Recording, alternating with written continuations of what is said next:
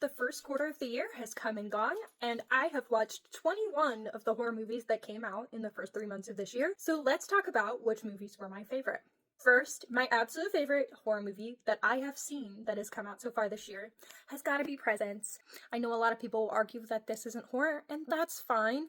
I can understand that because genre is very subjective. However, I did find this movie tense, and more important than that, I did find this movie extremely emotionally moving. This movie had me crying. I cried twice, and that was not something that I had on my bingo card for a January horror new release. My second favorite horror release of the year so far is Hard Eyes. I had a lot of fun with Hard Eyes.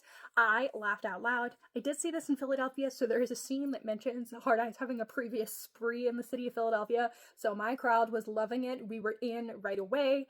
I just felt like the rom-com elements of this movie worked so well, and as a rom-com and horror girly, I was sold. Yes, this isn't a scary horror movie, but the way it plays on both slasher tropes and rom-com tropes works extremely well. And last, I would say my third favorite would be Companion.